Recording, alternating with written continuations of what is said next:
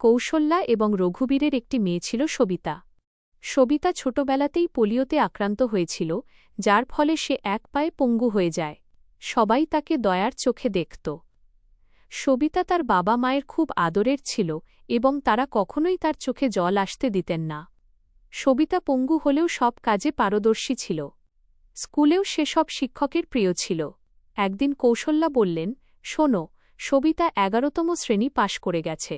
আমাদের মেয়ে তো প্রতিবন্ধী, তার জন্য আমাদের এমন কোনো ছেলেই খুঁজতে হবে। মনে হচ্ছে তার বিয়ে দিতে খুব কষ্ট হবে, কিন্তু পায়ের কারণে আমার মেয়ের জীবনটা নষ্ট হয়ে গেল। সবিতা তার মা এবং বাবার কথা শুনে ফেলল। সে কাছে এসে বলল, বাবা, আমি কি আপনাদের ওপর বোঝা? আমার পা খারাপ, তার মানে তো এটা নয় যে আমি অন্য কারো ওপর নির্ভরশীল হয়ে থাকব। তাহলে কিভাবে আমার জীবন নষ্ট হল? কৌশল্যা বললেন, মন ছোট করিস না মা, কে বলল তুই বোঝা? তুই তো আমাদের চোখের মণি। সবিতা বলল, মা, আমি পড়াশোনার পাশাপাশি কিছু করতে চাই, যাতে আমি নিজের পায়ে দাঁড়াতে পারি। এদিকে সবিতার পড়াশোনা শেষ হয়ে গেল এবং ওদিকে রঘুবীর সবিতার জন্য ছেলে খুঁজতে লাগলেন। সবিতার জন্য পরেশের প্রস্তাব এল। পরেশ একটি কেমিক্যাল ফ্যাক্টরিতে কাজ করত। পরেশ তার মা রমা এবং বাবা মুকেশের সাথে সবিতাকে দেখতে তার বাড়িতে এল। মুকেশ বললেন, আরে ব্যাটা, মেয়ের তো পা খারাপ। পরেশ বলল, বাবা, আমি যদি কোনো প্রতিবন্ধী মেয়েকে বিয়ে করি, তবে আমি কারো জীবন গুছিয়ে দেওয়ার সৌভাগ্য পাব। রমা বললেন, ব্যাটা, এটা তোর জীবন, যে সিদ্ধান্তই নিবি ভেবেচিন্তে নিবি। পরেশ বলল, দেখুন সবিতাজি, আমি আপনার যত প্রশংসা শুনেছি, নিজেকে আপনার সাথে দেখা করা থেকে আটকাতে পারিনি। আপনি কি বিয়েতে রাজি? সবিতা বলল, পরেশজি, আমি একজন পঙ্গু মেয়ে আর আপনি সম্পূর্ণ সুস্থ। আপনি কি একজন পঙ্গু মেয়েকে গ্রহণ করবেন? পরেশ বলল, সবিতা, আমি সারা জীবন তোমার ভরসা হয়ে থাকতে প্রস্তুত, যদি তোমার কোনো আপত্তি না থাকে। সবিতা বলল, আপনি যদি প্রস্তুত থাকেন, তবে আমি নিজেকে ভাগ্যবতী মনে করব যে আপনার মতো জীবনসঙ্গী পাব। সবিতা ও পরেশের খুব ধুমধাম করে বিয়ে হয়ে গেল।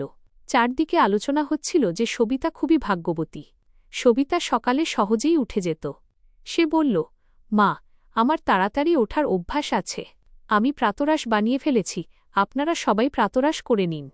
রমা অবাক হয়ে গিয়েছিলেন যে এক পা খারাপ থাকা সত্ত্বেও সে সকালে উঠে নাস্তাও বানিয়ে ফেলেছে। এভাবেই সবিতা কিছুদিনের মধ্যেই সমস্ত দায়িত্ব নিজের কাঁধে তুলে নিল। সবিতাকে নিয়ে সবাই খুব খুশি ছিল। রমা বললেন, পরেশ, তোর বউ তো লাখে একটা নয়, কোটিতে একটা। আমি তো ভয় পাচ্ছিলাম যে একটি প্রতিবন্ধী মেয়েকে বিয়ে করে কোথাও আমার ছেলের জীবন নষ্ট না হয়ে যায়। পরেশ বলল, মা, আমার সিদ্ধান্ত কখনো ভুল হতে পারে না। তোমাকে একটি কথা বলছি, যদি আমার কিছু হয়ে যায়, তবে সবিতাকে নিজের মেয়ের মতো রেখো। রমা বললেন, চল পাগল, ওভাবে বলতে নেই। সে এখনও আমারই মেয়ে। আর পরের দিনই যেন তাদের এই খুশিতে কারো নজর লেগে গেল। পরেশের ফ্যাক্টরিতে বিষাক্ত গ্যাস ছড়িয়ে পড়ার কারণে হঠাৎ অনেক মানুষের মৃত্যু হল, যাদের মধ্যে পরেশও ছিল। যখন এই খবর পরেশের বাড়িতে পৌঁছাল, তখন বাড়িতে হাহাকার পড়ে গেল।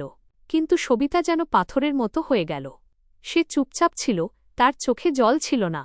সে পরেশের দিকে শুধু স্থির পলকে তাকিয়ে রইল। কিছু মহিলা তাকে নাড়িয়ে বলল, বৌমা, কেঁদে নাও, দেখো পরেশকে সে মারা গেছে। যদি না কাঁদিস তবে পাগল হয়ে যাবি, তুই বিধবা হয়ে গেছিস। বিধবা হওয়ার এই ধরনের চিন্তাভাবনা করে সবিতা হাউ হাউ করে কাঁদতে লাগল। সবিতা কাঁদতে কাঁদতে বলল, ওঠো পরেশ, চোখ খোলো।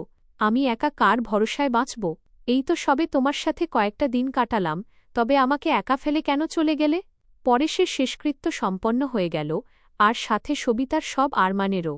সবাই বলল যে আমার জীবনের সব রং পরেশের সাথেই চলে গেছে, এখন আমাকে শুধুই সাদা শাড়ি পরতে হবে। রমা বললেন, না বেটি, তুমি আমাদের দুঃখ আর বাড়িও না। আজ থেকে তুমি কখনোই সাদা কাপড় পরবে না। সপ্তাহ, মাস এভাবেই শোকের মধ্য দিয়ে কেটে গেল। কৌশল্যা এবং রঘুবীর সবিতাকে নিয়ে যাওয়ার জন্য এলেন।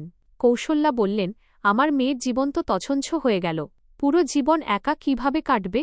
তাই আমরা ওকে আমাদের সাথে নিয়ে যেতে চাই। রমা বললেন, দেখুন বেআইনজি, সবিতা কোথাও যাবে না। আপনারা ওর বিয়ে দিয়ে দায়িত্বমুক্ত হয়ে গেছেন, কিন্তু এখন আমাদেরও কিছু দায়িত্ব আছে। আমাদের বৌমা আমাদের মেয়ে হয়ে আমাদের কাছেই থাকবে। এই কথা বলে রমা সবিতাকে জড়িয়ে ধরলেন এবং বললেন, আমরা ওকে কোনো কিছুর যোগ্য গড়ে তুলব, আপনারা চিন্তা করবেন না। আমরা আমাদের সবিতাকে চোখের মণি করে রাখব। সবিতা বলল, মা, বাবা, আপনারা পরেশের একমাত্র সন্তান ছিলেন। এখন সে নেই, তাই এই পরিস্থিতিতে আমি আপনাদের কাছে থেকেই আপনাদের সেবা করব। সবিতার বাবা মা চলে গেলেন। এখন সবিতা একা ছিল। সে তার সমস্ত মনোযোগ পড়াশোনায় দিল। এই সময় তার দেখা হল গৌরবের সাথে, যে সময়ে সময়ে সবিতাকে পড়াশোনায় সাহায্য করত। গৌরব ছিল মুকেশের বন্ধুর সবচেয়ে ভালো ছেলে। কাজের সূত্রে পরেশের বাবার কাছে তার আসা যাওয়া লেগেই থাকত। গৌরব একজন ইঞ্জিনিয়ার ছিল এবং খুব নম্র স্বভাবের ও সুসংস্কার সম্পন্ন ছেলে ছিল। চারিদিকে মহিলারা নানা কথা বলতে লাগল। কলেজে যায়, বেচারা রমা আর মুকেশের তো বুড়োকালটাই নষ্ট হয়ে গেল। তৃতীয় এক মহিলা বলল, আগে এই ছেলের বাড়িতে আসা যাওয়া ঠিক ছিল, কিন্তু এখন পরেশ নেই, তাই এই জোয়ান বিধবা বউয়ের ঘরে ওর আসা উচিত নয়। কিন্তু সবিতার কারও কথায় কোনো যায় আসত না, কারণ তার শাশুড়ি ও শ্বশুর তার পাশে ছিলেন। রমা যখন এত ভালো বৌমার জন্য লোকেদের কটু কথা শুনতেন, তখন তিনি ছটফট করে উঠতেন, কাঁদতে লাগতেন। সবিতা তার কঠোর পরিশ্রমে বিএড অডিডেডি পাশ করল এবং প্রতিবন্ধী কোটায় সে একজন শিক্ষিকা হিসাবে নিযুক্ত হল। রমা বললেন, শোনো পরেশের বাবা, আমাদের সবিতা এখন শিক্ষিকা হয়ে গেছে। মানুষ না জানি ওকে কেমন কেমন কটু কথা শোনাত। আমাদের এখন ওর বিয়ে দিয়ে দেওয়া উচিত। মুকেশ বললেন, ঠিকই বলছ রমা। বিধবা, অনাথ নয়, যে মানুষের উল্টোপাল্টা কথা শুনবে। আমরা আমাদের বৌমার বিয়ে ধুমধাম করে দেব। মুকেশ যখন নিজের বৌমার বিয়ের কথা কিছু লোকের সাথে বললেন, তখন লোকেরা বলল, আরে মুকেশ, তুমি কি পাগল হয়ে গেছ? বিধবা বউয়ের বিয়ে দিতে চাও তুমি? মুকেশ বললেন, হ্যাঁ, আমি ওর বিয়ে দিতে চাই। ওর জীবন থেকে বিধবা শব্দটি চিরতরে মুছে ফেলতে চাই। তখনই গৌরব এসে বলল, আঙ্কেল, আপনি যদি আমাকে সবিতার যোগ্য মনে করেন, তবে আমি আপনার বৌমাকে বিয়ে করতে প্রস্তুত। মুকেশ অবাক হয়ে বললেন, গৌরব, তুমি? গৌরব বলল, হ্যাঁ, আমি।